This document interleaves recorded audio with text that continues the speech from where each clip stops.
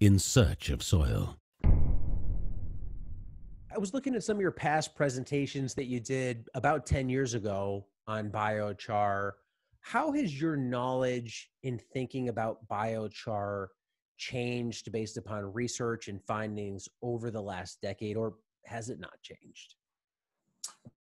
Well, it really hasn't changed that much. Despite the fact that we've added now 10 more years of research to our collective knowledge, there are still more questions than there are definitive answers. In particular, it comes down to the mechanisms behind what we see as the biochar effects. What are some of the big questions out there right now that still remain around biochar? Well, the biggest questions are fundamentally how it's working. When we see positive yield responses, when we see increases in soil fertility factors, what are the true mechanisms behind these positive effects that we've been seeing? Right. That are they're still the fundamental missing piece that we've been searching for.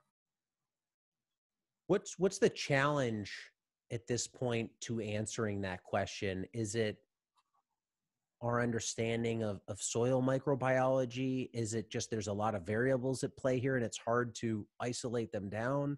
Why can't we answer that question? The biggest challenge is the soil itself, ignoring for biochar additions right now. Soil itself is a very complex system. It has so many other factors that come to play to make a productive soil, besides the chemistry, biology, the plant physiology, the climate.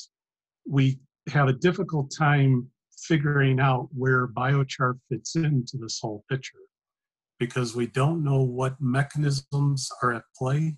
So we really don't know how to come up with a guidance yet based on a deficiency of the soil per se.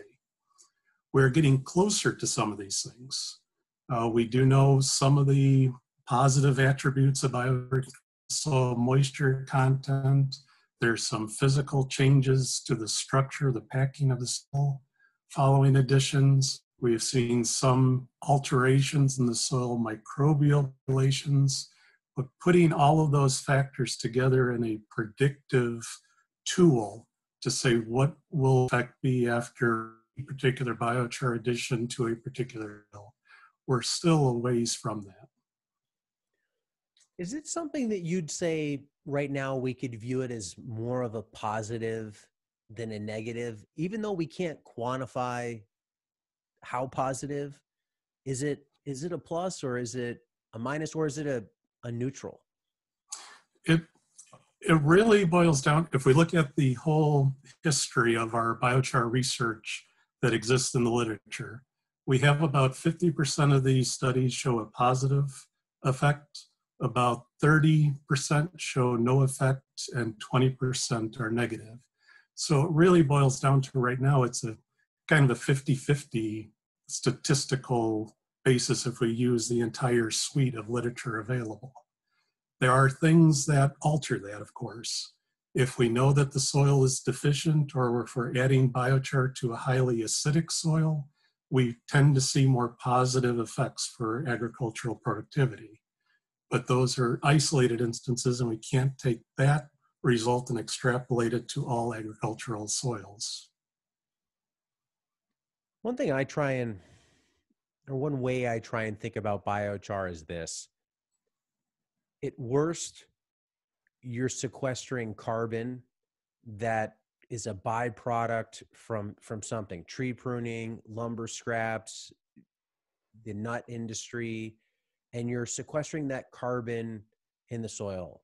And that inherently, like you mentioned, is going to change the tilth. There's going to be some moisture holding capacity to it. And if it only did that, that's your win. And I look at the negative of being, well, what did you have to put in to generate that? Meaning there's some time involved, there's some equipment involved, there's some cost involved. And if you can do that in a simple way, I see it as more positive than negative. Are there any negatives that I'm leaving out here that I'm missing, like ways that this could potentially hurt growth? There's There's been some isolated studies in the literature that show if the biochar is created at an extremely low temperature and you have a high amount of absorbed volatile organics from the pyrolysis, that addition of that char has negative impacts. But we do know those aspects of the negative char and the absorbed organics on there causing these negative impacts. The more puzzling feature is what it's doing with the whole nutrient availability. There's still a lot of questions in terms of the long-term impact that this char could have on nutrient availability. It's been positive in some certain circumstances, but we've only measured it over a short-term duration. And if this char material is lasting in the soil for a longer term, we really need to understand the mechanisms in order to forecast what is the true impact of this addition in the soils. You know, that's one of the things you were looking at was the nitrogen cycle in biochar. Can you talk a little bit about the research that you've done in that area? So that was one of the things that got me started in this whole biochar research area, was the impact that scientists started seeing on the nitrous oxide production. The part to me that is so fascinating still to this day about biochar is that it is, in some circumstances, a better suppressor of nitrous oxide production than some of our known chemical inhibitors, meaning that when we add biochar to soil, we get a greater decrease in production of nitrous oxide than we do when we actually add chemical inhibitors for known enzymatic processes for the N2O production. This to me has always been the fascinating aspect of biochar. How could it actually be more effective than some of our chemical inhibitors that are inhibiting chemical transformation processes? So that to me indicates that biochar is doing more than just one aspect of this whole puzzle, that there has to be multiple facets to its interaction in the soil. You know, given that promise that it's showing around nitrous oxide reductions, do you think you could see it becoming a part of a chemical fertilization program where NRCS, somebody is encouraging the use of biochar to mitigate some of those emissions? Potentially. That's outside of my realm a little bit in terms of the policy and setting regulatory directions. In terms of the science, we need to understand that predictably, so then that information can get fed into the policymakers. And right now, that's the piece of the puzzle that's a little bit convoluted. We don't exactly know precisely what the char that we are needing to create that suppression. And then we don't know how long that suppression is going to last long term. So still a lot of unknowns. And let's step back, zoom out a little bit. One of the things that I know you've looked at from going through some of the research you've did is different forms of biochar. So all biochar is not created equal. You could use different feed materials. You can create them at different temperatures. Can you talk about the variability of biochar and how all biochar isn't equal? And if you say biochar, it's kind of like saying food when food is meat, it's dairy, and it's fruit. And so the best analogy that I use when I'm talking to people about biochar is it's very similar to receiving a recipe and an ingredients for baking a cake.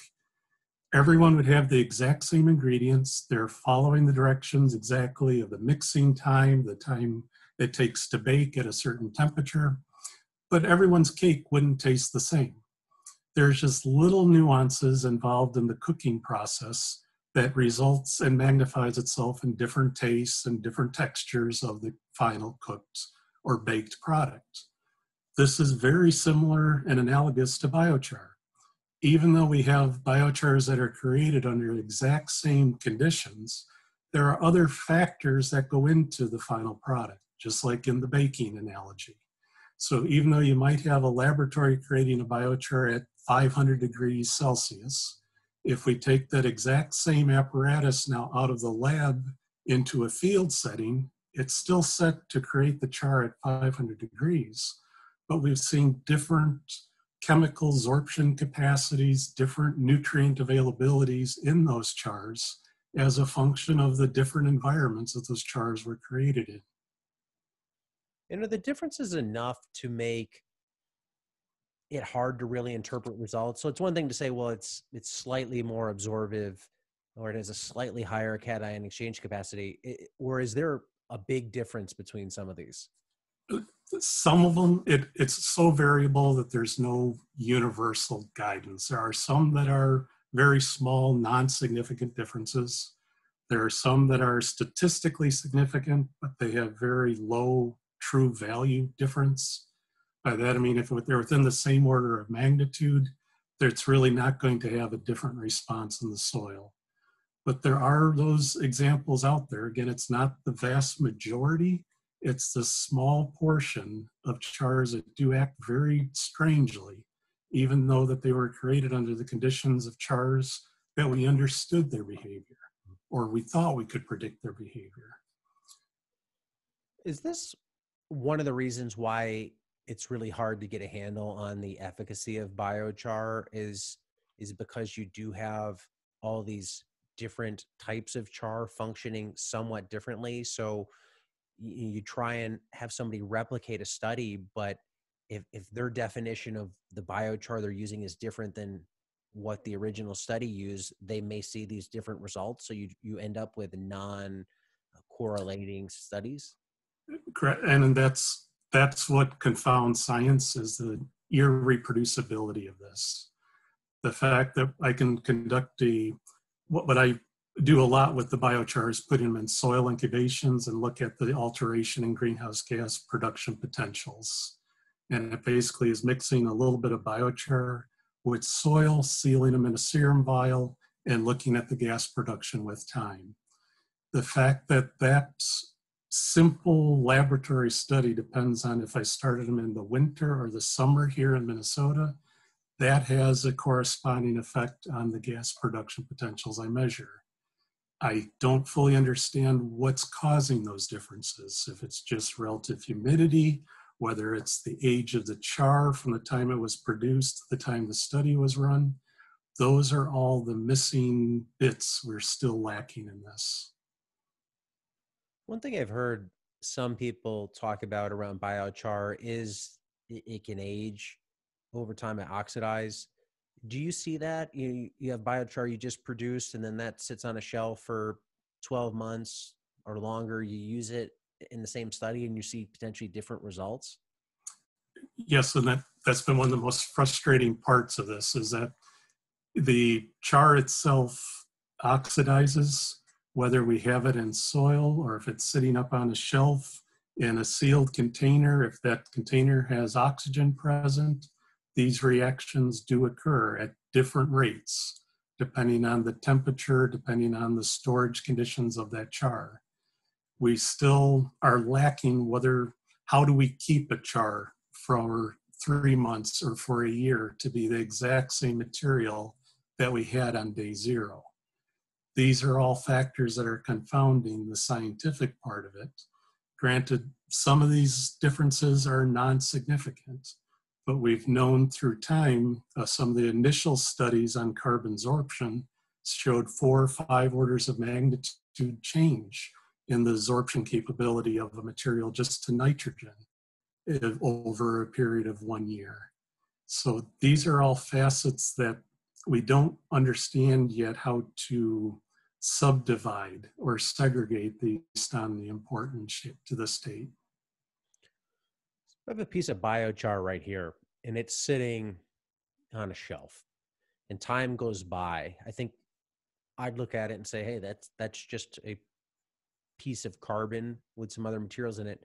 How is it change? Like, what's changing on it just sitting there when it's oxidizing, or other things are happening to it, just being exposed to the air?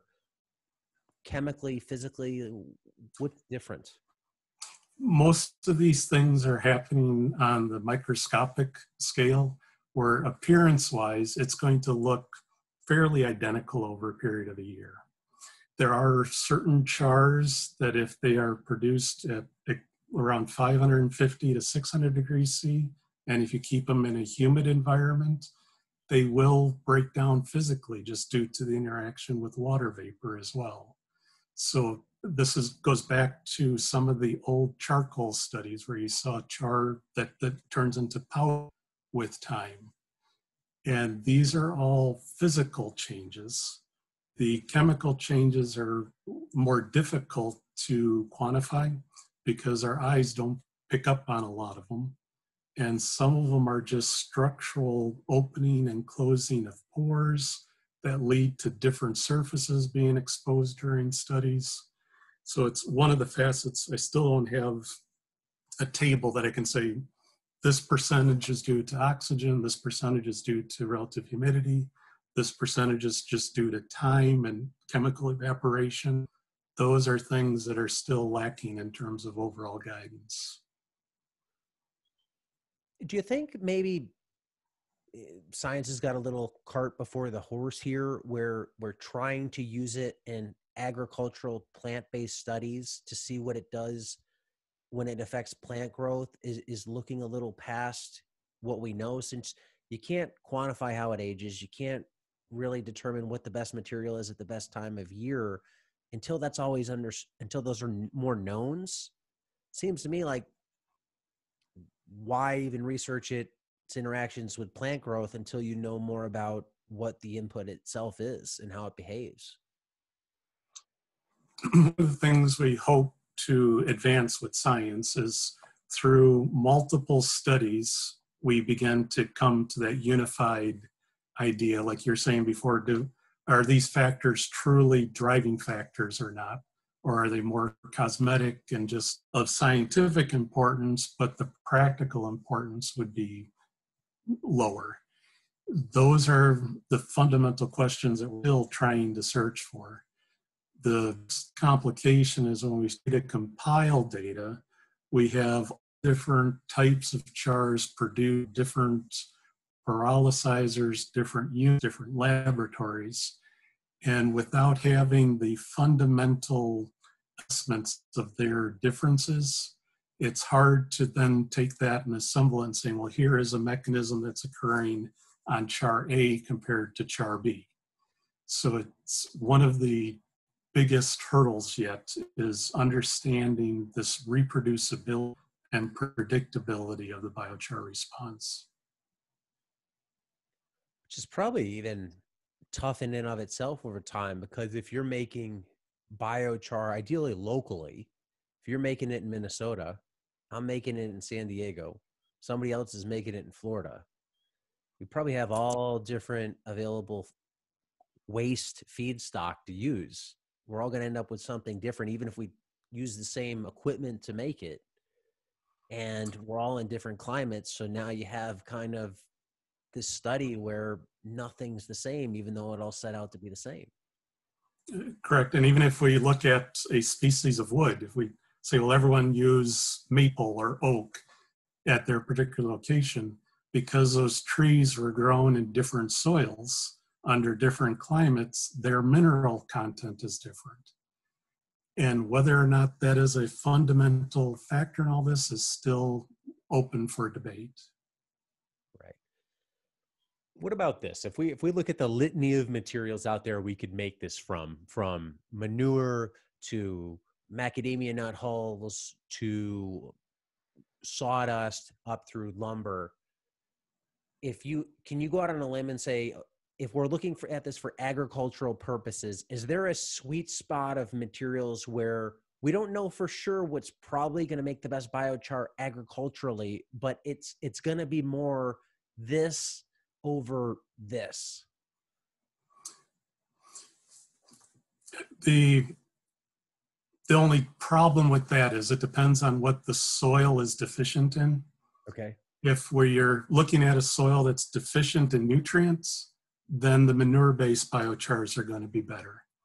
If we're looking for a char that is extraordinarily strong, that we're trying to change the soil physical properties for water holding or for tillage and non-compacting than some of the feedstocks that have more rigid lignin, the hardwood, or even some of the swine manure-based biochars have been shown to be higher physical properties than those that are created from straight biomass sources. And then if we're looking at increasing silica content in a soil, then it would be a grass-based biochar.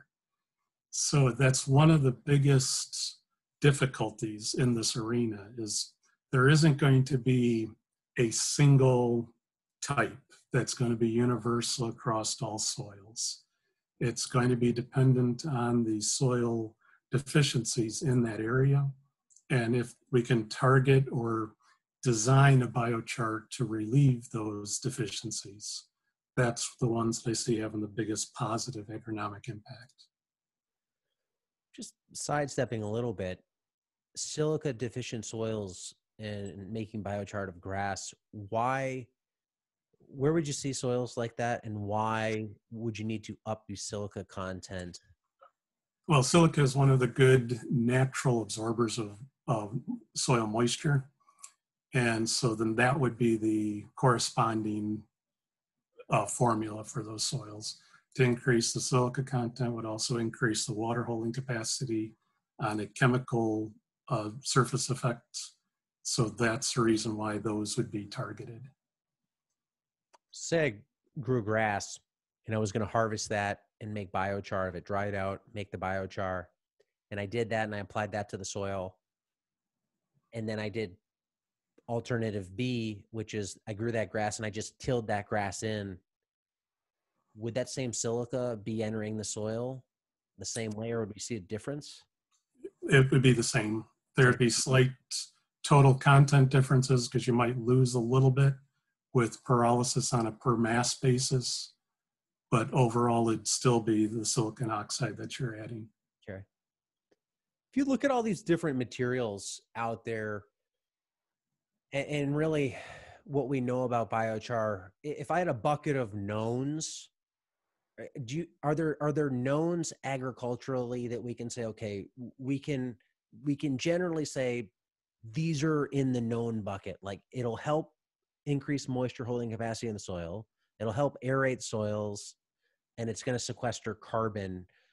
Even though we don't understand everything and there is all this variability and it can change, would you say all three of those are knowns? It's just the specificity of those knowns might vary?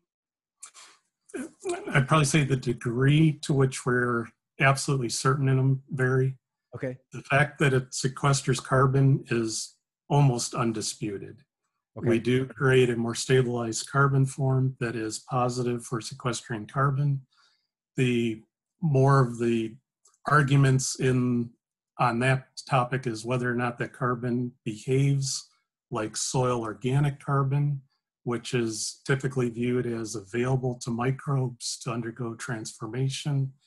The data so far indicates that no, it's more structural carbon, where that carbon really doesn't participate in the biogeochemical cycle, which is the primary motive for sequestering carbon by that mechanism to chemically alter it so that it's not available to microbes. So that side of it is pretty much undisputed, that we do create more stabilized carbon. The alteration in water holding, we see that, I would say maybe 75 to 80% of the time of the studies. There are the few that when it's added, there is no or a negative impact. And that's really what I've been kind of focused on, trying to figure out, well, why do we see that negative impact with those charts?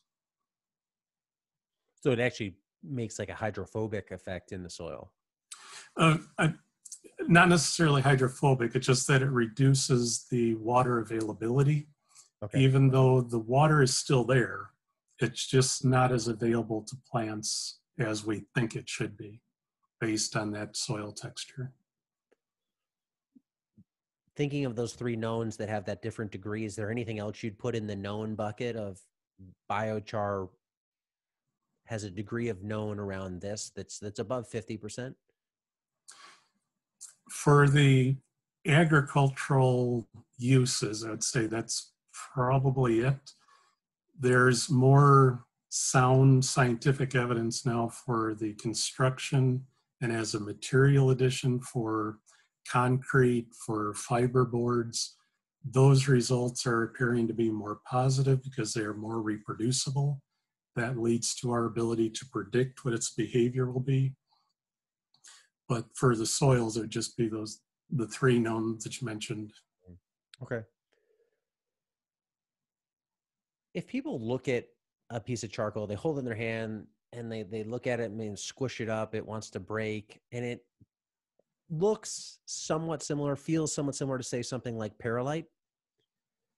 Could you see it as a substitute in a potting mix to perform similar functions? Or if you did do that, again, we go back to the negative side, are you potentially risking something by putting it in there? Well, there is another research group within the Agricultural Research Service in Peoria, Illinois, and that actually is one of the items that they are investigating. Okay. Is it's as a substitute to vermiculite in potting mixes. And their results so far have been very positive. And I don't have further knowledge on that, unfortunately, but I do believe that they're finding that it is a substitute for vermiculite in the potting soil mixes. When you've looked at studies that you've done and other people have done, how much does rate of application play into things from applying? I mean, here's the challenge of big ag. You have 1,000 acres, you want to put biochar on it. Well, if you're doing a heavy dose, that's a lot of biochar and a lot of time to spread it all. Ideally, we'd like to use just a little bit and see some effect. Is it something where you think you need to use a lot to see a significant effect, or can a small amount make a significant effect based on what you know? I mean, based on our knowledge right now, it appears like all the studies have been targeting between 0.5 and 1.5% by volume biochar additions. That's still a fairly substantial addition, but in order for these studies to see significant effects, that has been the application rate that most people have been targeting. Once we understand the mechanism of action, we'll be able to optimize the production, and that's when we'll be able to bring down the application rates. So people often say, well, why do you worry about a mechanism for biochar? Why don't we just apply it and off we go, sequestering carbon? It comes down to that very issue. Whereas if we don't understand how it's working, there's no way to fundamentally optimize it and get it down to the absolute minimum amendment size so we can make it profitable and economical for our application. Does it fall into the category of more might be better? You know, more pizza is better than less pizza, more compost is better than less compost, more biochar is better than less biochar? Not always. A lot of times the response decreases with application rate. And again, we don't fully understand the mechanisms behind that. And for each char, the optimal amendment rate appears to be different. So those are still, I would say, outstanding scientific questions. One of the things I hear people often say is, when you first make it after pyrolysis, it's just char, and you need to add the bio to it. So it needs to have biology introduced to it in some way. What have been your impressions that you've seen in studies of, I take char straight out of a pyrolysis kiln and I apply it to the soil versus I do something to that? I soak it in a manure tea. I run it through a compost pile. I inoculate it with biology. Is that something you view as that's an important step? And there is a difference between an activated or living biochar versus one straight out of the kiln? If we are just talking about taking a char and adding it to soil for plant effects, then I would definitely say the preconditioning whether it be in the compost tea, the nutrient solutions. Those studies have led to more positive effects than the studies that just take the straight char and apply to soil without the preconditioning or preloading effect. The downside is we fundamentally don't understand the mechanisms yet by which that enrichment occurs. We can't say that, well, it's making nitrogen twice as available, or it's going to last for 10 years at that increased availability load. Those are still the questions that we're trying to answer as to what's occurring during these preconditioning phases. If you have a piece of biochar here sitting here, and I do say introduce it to a nutrient solution, what are the properties unique to the char that make nutrients want to attach to it? How can it actually absorb the nutrients? And this kind of lends into why we may want to use it in agricultural soils. Well, the mechanisms are primarily due to surface chemical absorption, due to anion exchange, where you have the nitrate, nitrite be attracted to the negative side of the positive side of the char being attracted to the negative species. For ammonia, it's the cation exchange capacity would control the absorption capacity. For phosphorus, it appears from the literature to date to correlate with the calcium content present in the char, relates to how much phosphorus that char can absorb. So it really boils down to the surface chemistry of the char that controls the amount of nutrient absorption. There's some out there that feel that the char absorbs pore water. So like if you put it in an enriched nitrogen solution, that water permeates into the char, then that nitrate that's then captured with that water is then available. All of these mechanisms are at play. We still don't have the flow chart to divide up saying, well, this one is 10% capture, 20% surface chemistry, 80% precipitation, or whatever it turns out to be. One of the common thoughts around that line is biochar, it absorbs the stuff, it has a massive surface area, but organic matter in the soil itself has a lot of surface area. Do you have a sense of regular organic matter, not pyrolized, and then char, of, is there a significant surface area difference between the two? And is there a different anion cation exchange capacity between the two? Because it's a lot easier to add organic matter to the soil. If we can get the same pore space, the same tilth, the same water holding capacity from organic matter, why go through the trouble of making biochar? If we put aside, well, this carbon is more recalcitrant, it's going to sit there longer. So if we just throw that argument out, if we just look at it from water holding capacity, pore space, nutrient holding capacity, biochar versus organic matter, is there a difference? The fundamental difference in that comparison would boil down to the longevity of how long that material would survive in the soil. Okay. By adding just straight organic matter, we'd be looking at 0 to maybe 5-6 years. With biochar, we're hoping to extend those effects for decades to centuries to millennia.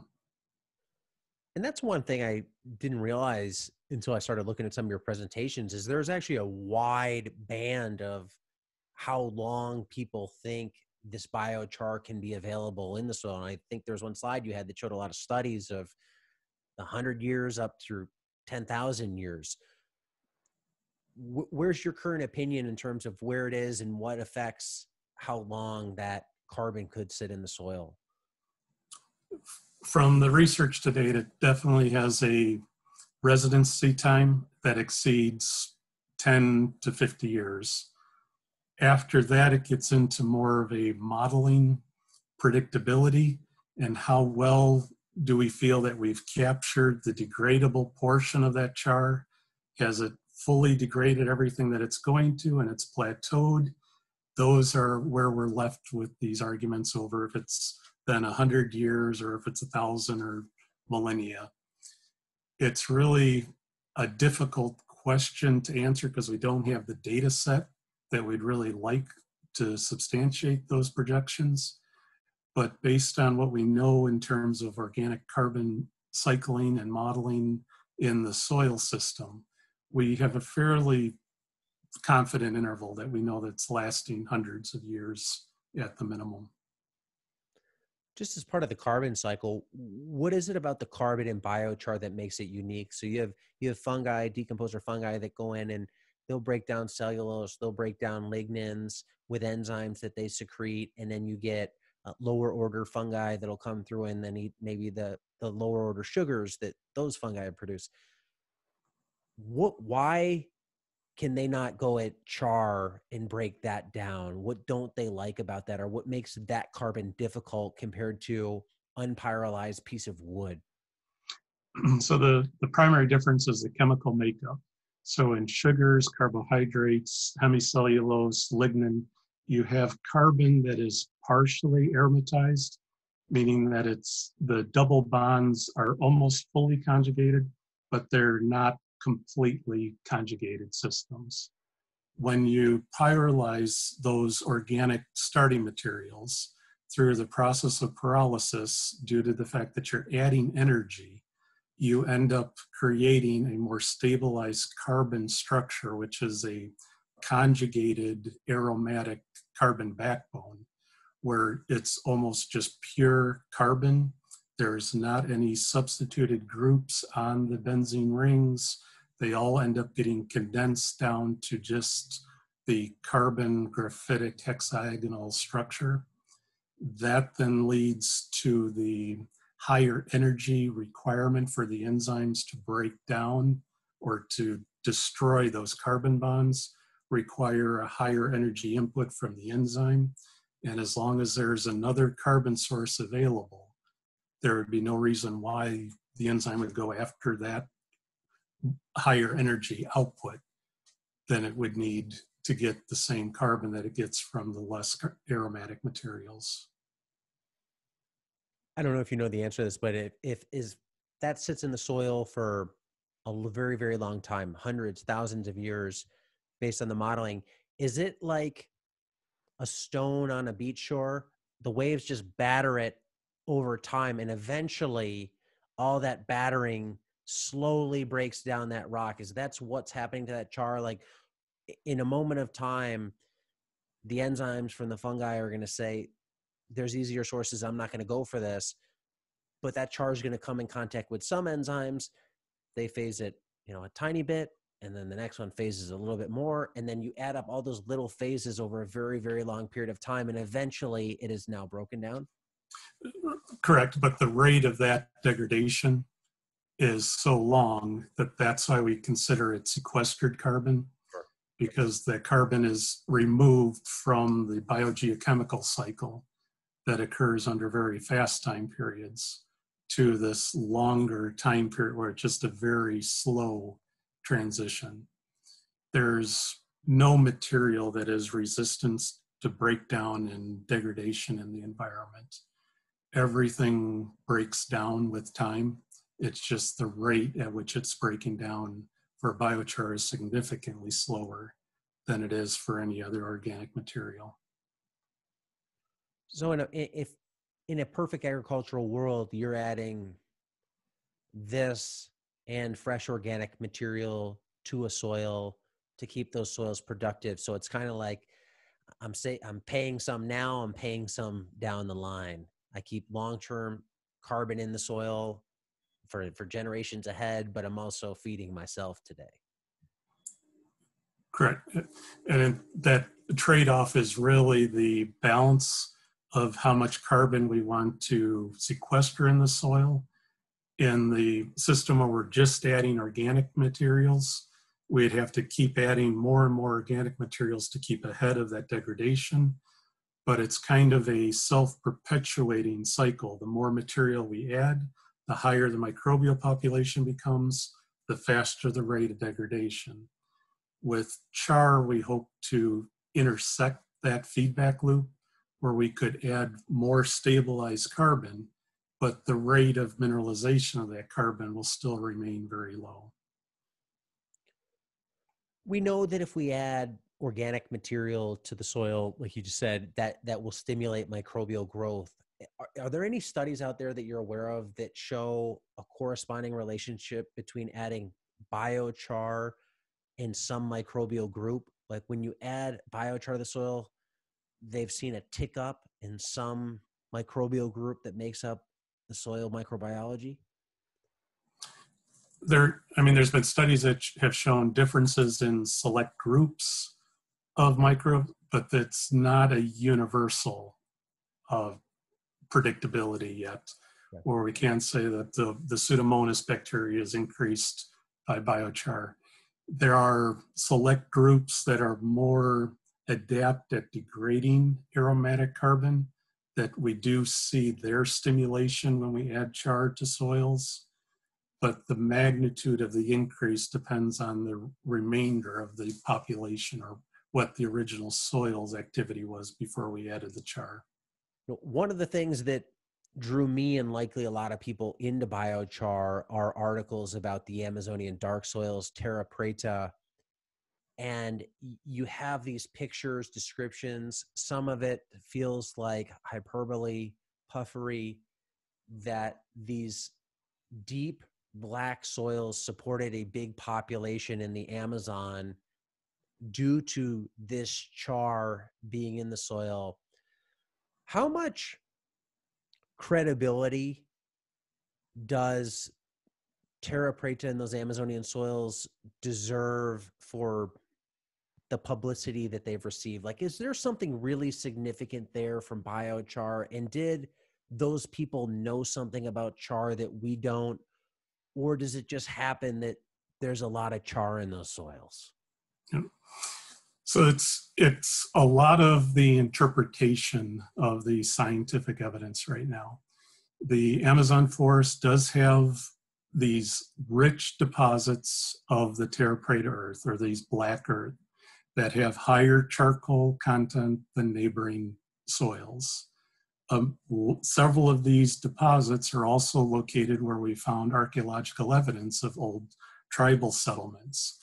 There was the first connection with the terra preta that these were intentionally produced regions for agricultural productivity, that the Amazonian natives purposely added biochar to the soil to increase its productivity. It's a conclusion that is supported by the evidence. We do find pottery fragments. There are evidence of settlement near these terra preta sites. However, there are other terra preta sites that are devoid of any anthropogenic evidence. So that all of a sudden leads to a potential conflict that maybe these terra preta soils have a different origin pathway than solely anthropogenic inputs. I often say to people when they mention the Amazonian soils is that we have to remember how these areas were settled. We didn't have large mechanistic clearing of forests. So as these Amazonian tribes were moving, they would settle in areas that were already clear-cut by a natural process, such as a fire in the Amazonian forest. That would be a natural deforestation that would allow them to have their settlement and to grow their crop without having to cut and harvest trees in order to make agricultural land clearings. So all of these facets, it's impossible for us to conclude what the true mechanism of the soil formation was, but there is the hypothesis that the Amazonians intentionally added it based on the evidence of how thick these deposits are. Some of them are over 3 meters, approaching 12 feet. To have this uniform mixing and the lack of the stratification that we would anticipate with time really lends to me to other potential natural phenomenon that have created some of these locations. I'm not discounting that the Amazonian natives utilize these areas or that they were rich in agricultural productivity. It's just the overall hypothesis that it was solely the char addition that led to the increase in productivity is the piece that we're truly missing. So somebody using that as cite one evidence of this is why we should add this to agriculture, they're maybe selectively interpreting the data for what they want it to be versus seeing a more holistic picture on what those soils actually were. That's kind of what I'm hearing. Correct. I mean, it's more, it get back to my first comments about, we don't really know why those charcoal fragments were added to the soil. If we had some evidence that they were added purposely, that would have contributed to the scientific basis for the argument saying that, yep, these did in fact increase agricultural productivity, but we're lacking that evidence in terms of the archaeological records. So that's the missing piece in all this. We have inferred their addition because we found that they are co-located on these sites, but we just don't really know the true answer yet, if that was the intentional purpose or if it was more of a side effect that, oh, there was a natural clearing event, then the Amazonians settled in that area and they used that land, which was then found to be productive. So we don't know what they did then, but we can look at that now from our own lens. Do you know if people gone and looked at that soil and said, okay, well, here's all this char in the soil. We don't know how it got here, but it's here. And then look at that soil and then conclude this soil, given the presence of char, would be more agriculturally beneficial than this soil minus the char. Like, can we look at it today and say that char, regardless of how it got there, makes that soil better from an agricultural standpoint? But we do know that that soil is more productive from an agricultural standpoint today. The disadvantages, soil formation is a process that involves multiple variables, from not only the soil mineralogy to the char addition, but also the plant, the climate, the overall vegetative input, the soil microbial population in those soils. All of that leads to a trajectory of the soil formation process. The char addition causes multiple changes. It's not just solely adding char alone. It is fundamentally altering those other pathways. And how those pathways interact and end up forming the terra preta soil that we see today is something that is missing in terms of the actual procedural mechanistic understanding of it. Can we look at that soil and say, like there's something unique about this? Because given that char has been there for so long, is there anything we can do today when we look at it and just say like something, normally this wouldn't be right if this char wasn't here? Like we're seeing higher levels of this that we could isolate down due to the char being present, or again, is that just hard because you have all these other variables acting on the soil? I haven't had the opportunity to investigate a lot of the different terra preta soils. I've only had the opportunity to look at about 5 different terra preta soils in my laboratory. The part that's, to me, was fascinating about them is that they have higher total microbial populations, but the overall rate of carbon turnover is lower in the soil. So they have more microbes, but they turn the carbon over to a slower rate than what you would anticipate for that population. Fundamentally, I don't have an answer as to why this is occurring, but that's one of the other mysteries of these terra preta soils, is that they have higher microbial populations, but their carbon turnover is lower. Now, if that's due to the char, we don't fully understand exactly the mechanisms of how that's interacting with the soil microbial populations. So if we just take that fact there, more carbon or higher microbial population, but slower turnover of that carbon in the soil, like in theory, that sounds great. Like we're getting all this microbe activity, we're retaining all this carbon, perfect. But if you think about that in an agricultural sense, how does that relate to plant growth? higher microbes, but less carbon being turned over. I'm thinking ultimately carbon's there as a food source for microbes. So if you can get more microbes and keep that carbon there, it's the microbes that are helping the plants, not the carbon. So in that situation, that's a positive for ag? It could be.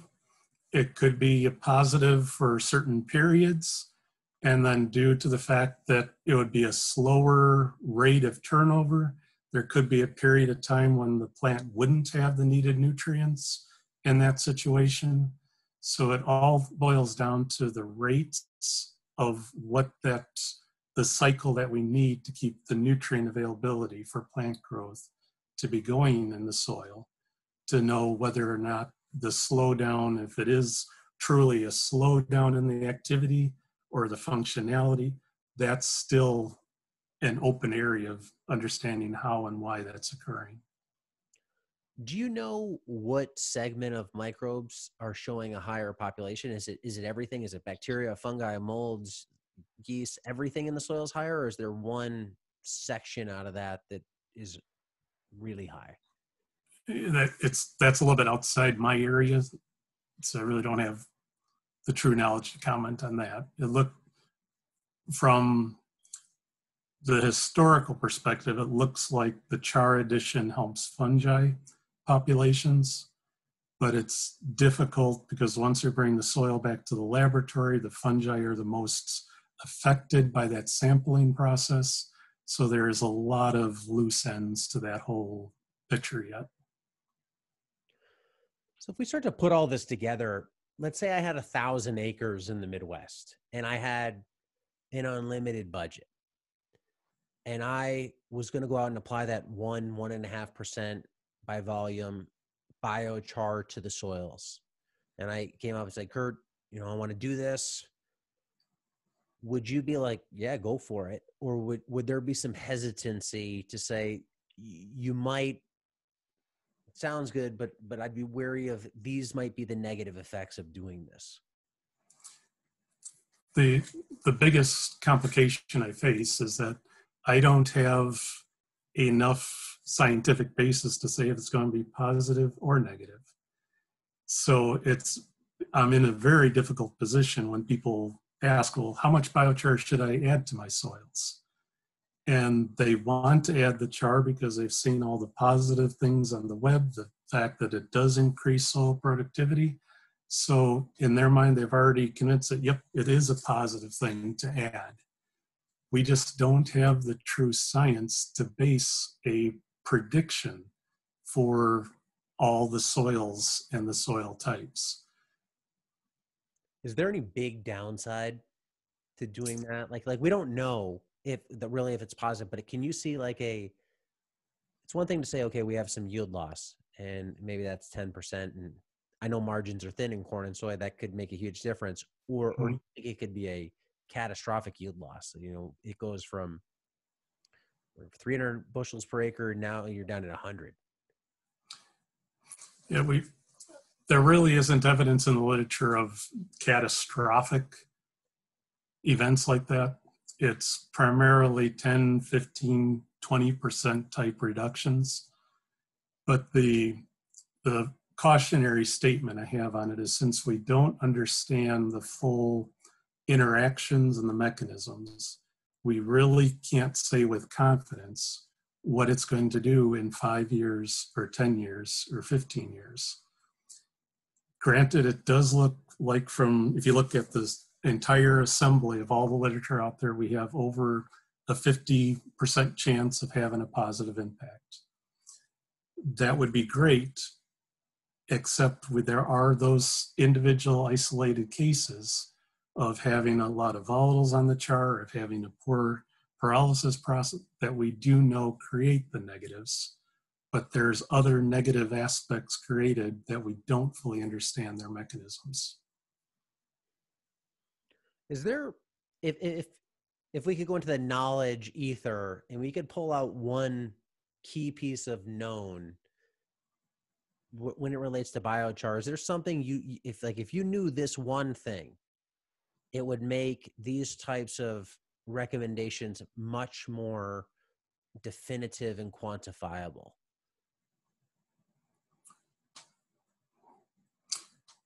So from my standpoint and my research, it would primarily be the reproducibility of the char.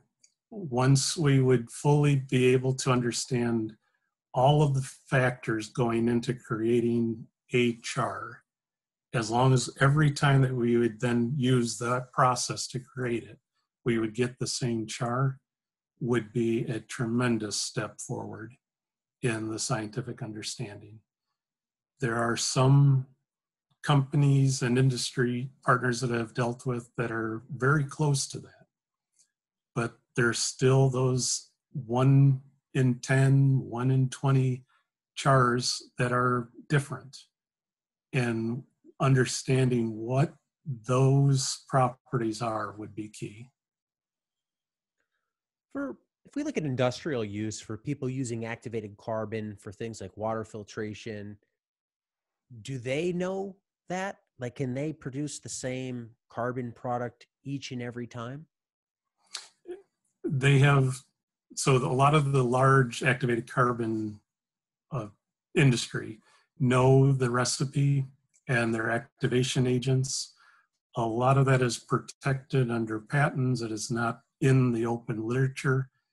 They understand how to get a highly producible product in that sector, but it does cost a considerable amount of money to achieve that uniform product. Do they potentially have a key to this problem? Like if they all open their books and suddenly like, hey, here's how we're doing this. Do you end up with, okay, well, we could do it, but now it's just an expensive process with sophisticated equipment? I don't think they would have the full answers yet for all of the agricultural questions. For individual chemical absorption, yes, by all means, Calgon, Midwest Vaco, they are the expert area. Actually take a step back and look then as to what we are trying to do with the char. It's not really that, the emphasis is not on creating an absolute pure product yet. So that's where it's been this kind of battle between having a product that is inexpensive, simple to produce, or do we have a that is extraordinarily cold, everything is within very tight margins to end up with a predictable product. That's where I'm still at a quandary over what is going to be the pathway for biochar. Is it going to be more of the homemade type systems, low cost, or is it going to be the high-end controlled laboratory system? So where do agriculture and science and the citizen scientists go from here? It sounds like there's a lot of unknowns at a scientific level. It's very complex to try and figure out some of these knowns. And you have farmers who, as you said, they've already decided in their brain, like, I want to do this. Do you just keep making it how you can, try and use it, and then make your own assessment based upon what you see in the fields, whether it's, working or not working?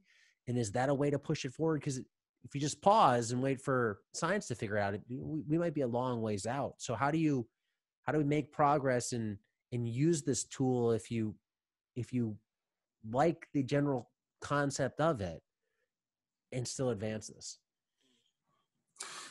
So what I've been trying to accomplish in my research is to utilize the citizen science component to this. Since the book is so excited about biochar, I've been leaning to participate in some of the research programs I've come up with. The one I've completed was sending chars out to volunteers that they could bury in their soil and then get back to me after 3 and 6 months, so then I could gain an entire library of different soil, different climate, using the same char, kind of begin to unlock this mystery of the char aging. That research, I've gotten the char samples back, and I'm still waiting to the laboratory full time to get all of those analyses away. For people that do want to produce it at home, there's a lot of simple ways to do it through things like cone kilns and other simple metal kilns. Having investigated a lot of chars with different materials, is there kind of a sweet spot you'd say, I'd look here? And again, given that this is a home user, let's say their soils are reasonably productive already because they're doing composting and things like that. They just want to, they're an biochar enthusiast. They want to add more. Is there a feedstock material you think that they should really focus on? And is there a temperature range that you should really try and shoot for when producing that char to make the best, I'll call it the all around, just general use biochar for home scale? And I really wish I had that answer. It's been the most difficult part of my 10 years in the biochar now has been the lack of those answers. Sure. And it's something that I don't have a good answer for. What about just temperature? So are there some general understandings of biochar produced at temperature X versus biochar produced at temperature greater than X that could help people think about the char that they want to produce? So it kind of boils down to what you're hoping for that char. The low temperature, they act more because there's more surface chemistry on them than higher temperature char for removing agrochemicals from the soil system. So the fun guidance goes back to what you're really trying to do for your soil. You're trying the material that stimulates a little the microbial, then the lower temperatures appear to be the better choice. Getting absorption of some chemical, then the higher temperature chars would be the better choice for that scenario. One concern I have heard some people voice, and be curious to get your thoughts on the validity of this, is trees are long-lived and they're always absorbing stuff out of the air, out of the soil. Is there a risk of creating biochar from woody biomass that has potentially sequestered heavy metals, toxins into the wood itself, and now you burn it, it remains in the char, now you're concentrating that in an agricultural system?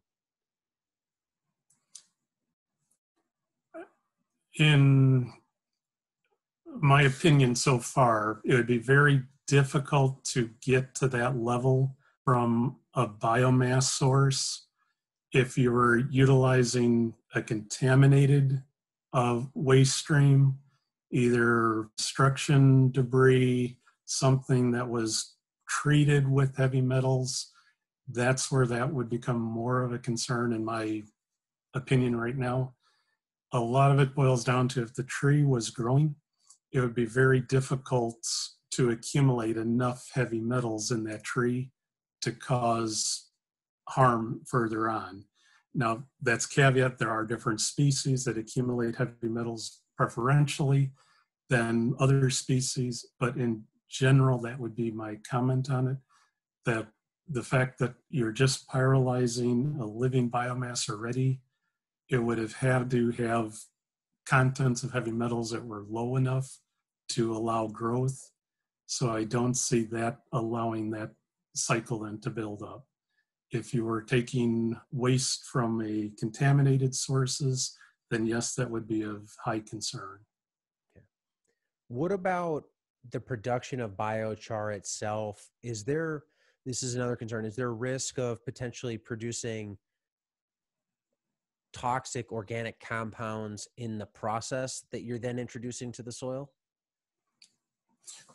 So There are some studies that have looked at this. It's an area that we've relied heavily on the wood ash industry in terms of the analogy to looking at the contents of all of the priority pollutants that are present in ashes.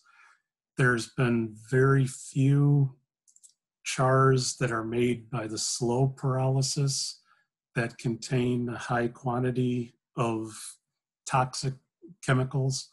There are some chars that are produced in extremely fast or flash pyrolysis that are more prone to absorption of those chemicals just because there's not enough time to fully convert them. But again, that's still a little bit of an area that needs more research. Well, most people listening to this are farmers of some scale. To start closing this out, what do you want farmers to take away about biochar, what we know about it today and where it's going? How should they think about it? So currently I would say that biochar is definitely a piece of the puzzle to our combating climate mitigation strategies for agriculture. The difficulty right now is we don't have full understanding over application rates, over exactly what mechanisms it is doing in the soil. That doesn't mean that we should abandon this idea. Biochar has shown tremendous effects in certain circumstances, to the fact that that's what keeps the researchers excited about this material.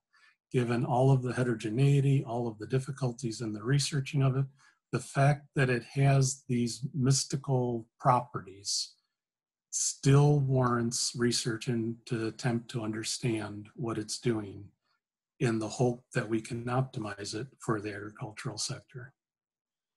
Well said. And for somebody who is farming and wants to start to use it as part of their farming practice, how do they get good advice or information on application? Where do they go for that information? I mean, even asking you, you're somebody who does this all the time and you've done it for a decade, and you struggle with giving recommendations given all the unknowns. And there's a lot of people who, really I'll say they're just trying to sell a product at the end of the day without understanding all these little nuances. So if you do believe in this and you want to use it, how do you make an educated decision about actually spending $1 doing something that's right versus just taking a flyer? And it's one of the big challenges. I don't have a straight answer for that. I wish that was like an entire depository that we could have for all of the existing biochar ag studies. So if someone was growing watermelons, they could go and look at, oh, here's all the studies that involve watermelons and what types of chars were used. We can assemble that through various literature studies, but we just don't have all of it compiled in that type of searchable database structure yet. So it's just try it, maybe don't go too big in it, and then just do what you can afford and look for your own results. I mean, that's kind of the takeaway I keep coming back to. Correct. And that's the only advice that we have is baby steps. Right. Well, I want to thank you for coming on today and sharing your knowledge, taking some time out of your schedule to do this. For people that want to follow along with your work, how can they do that? And are you looking for anybody else in trials, or if you do have future trials that you want to involve people in, how can they become involved? Well, the best way is, if you're interested in this and you do want to get involved, send me an email. Let me know what you're doing. My email address would be kurt.spokas, SPOKAS, at USDA.gov. Just send me an email saying that you are interested in setting up some type of collaborative research. that's the best way to get started in it. And if I can't handle, or if it's outside of my area, I'll find someone else within the ARS family to assist in that effort. Hi, everybody. Thanks for watching. Subscribe here to get the latest from the show. Also, be sure to check out some of the great clips and watch the full interviews right here on In Search of Soil.